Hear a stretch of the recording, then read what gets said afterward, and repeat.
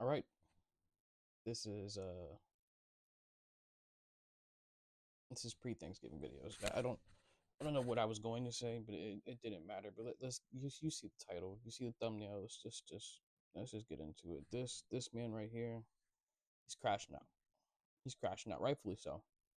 You know, I was talking so much trash about this arc not being what I expected it to be, and it's still not what I expected it to be. But let me tell you something. This side of Shin finally, finally, we are starting to see some of the cracks in the, well, not finally, let me not say it like that, but I was waiting to see cracks in the armor. I was waiting to see when Shin, Hisuke, everyone who took a vow not to kill again, waiting to see what's going to happen when they get pushed to that limit. And you know, what's his name? Tenkyu, the bowman with who's just in his boxers. He's pushing that limit. He's pushing that limit absolutely. And I'm afraid because once the fortune lady gave Shen, I'm going to assume the rest of her. Also, why did we let her get Millie rocked like that? Like, the whole purpose was for her to be the fortune teller, and you're telling me that she ran out of luck, and now we're just gonna like that plot point is over. She gave her luck to Shen. Like, that was very quick to pass on. And I'm not against it because it was smooth and it was believable in a sense, but at the same time it was kind of like, okay, where do we go from here? I thought that was what who they came to get in the first place, but who knows? It's just a chapter at face value, so anything could change in that time period. But for Shin, I think that how can I phrase this? Shin has every right to crash out. He sees an enemy who will not stop, even if you beat him up. If you do not kill him, he will not stop.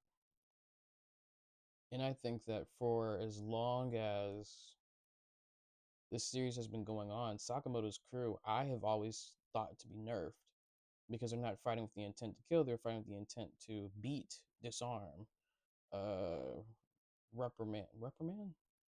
I'll just use restrict or arrest in some cases. Not literally arrested, like federal officer type beat, but like just restrained.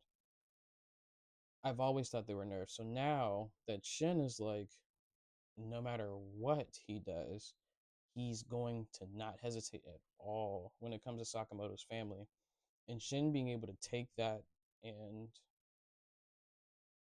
more or less like take a bullet for Sakamoto in a sense because he's willing to cross that line. He crossed that border if it means keeping Sakamoto's family safe.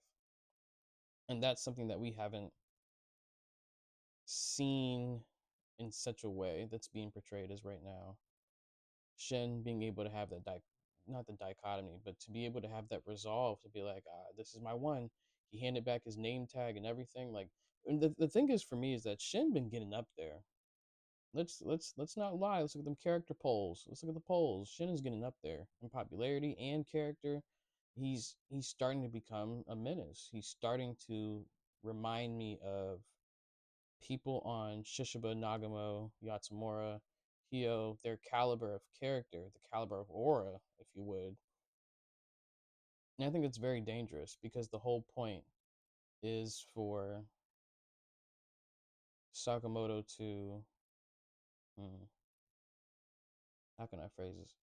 The goal is to not kill, but the goal is also to keep each other safe, including themselves. I feel like, in my opinion, I feel like that was the narrative that's given to us is that Sakamoto's family, they want to keep themselves safe and each other safe.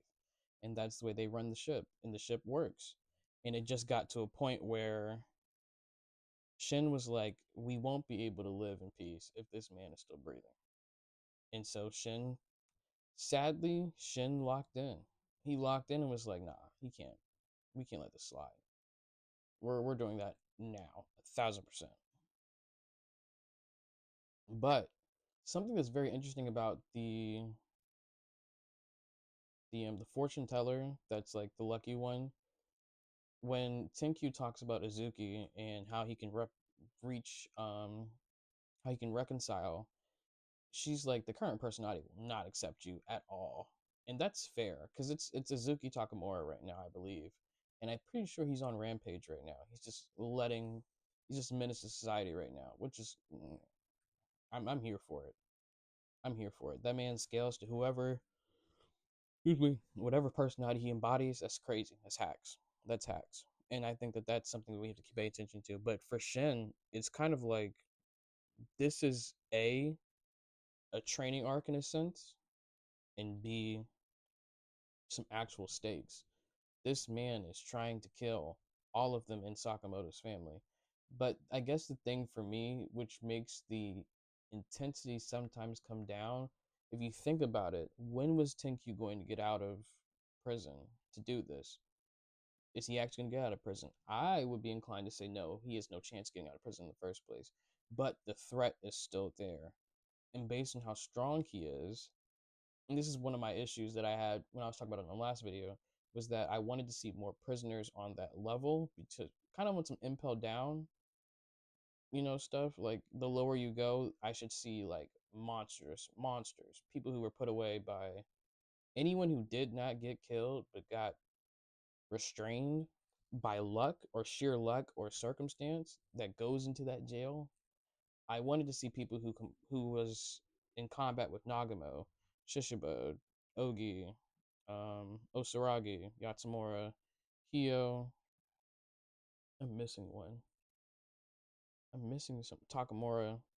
Anyone who's fought Takamura in the past that has gone to that jail, which I guess technically speaking, he probably finished all of them. Yeah, he probably finished all of them. I can't imagine anyone still being alive after an interaction with him. But nonetheless, that was my expectation coming to this prison arc. But I'm not disappointed. I just had different expectations. But this ability for Shin is starting to realize that he can't be what Sakamoto wants him to be to keep them safe is a realization that Sakamoto's going to have to come to as well. Without killing, he can only do so much. If someone keeps coming after his family over and over and over and over and over and over and over again, it doesn't matter how many times he beats him, restrains him, whatever the case may be, the facts remain.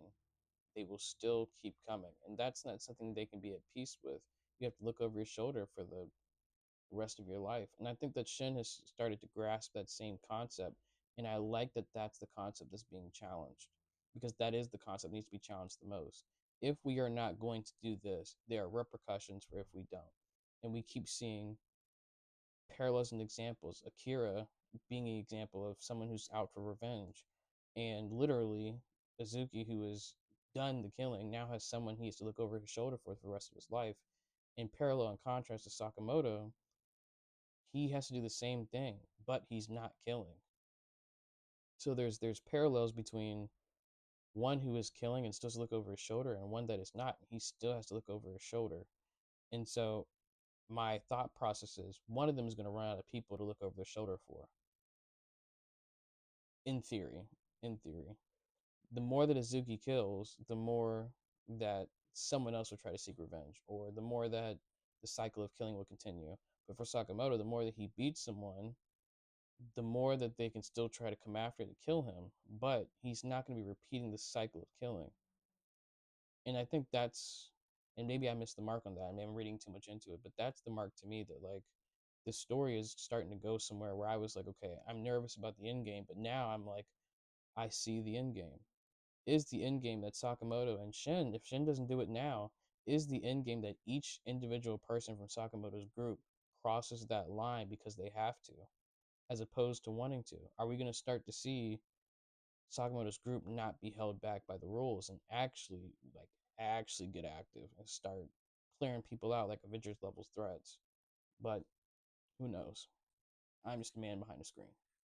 But y'all continue to read Sakamoto Days. Y'all have a good one. Happy Thanksgiving. Happy holidays. Y'all be easy. Make sure to tune into Twitch. I'm going to do a stream on Friday rating Thanksgiving food. But y'all see it in the link below. Y'all know where it is in the description. Y'all have a blessed day.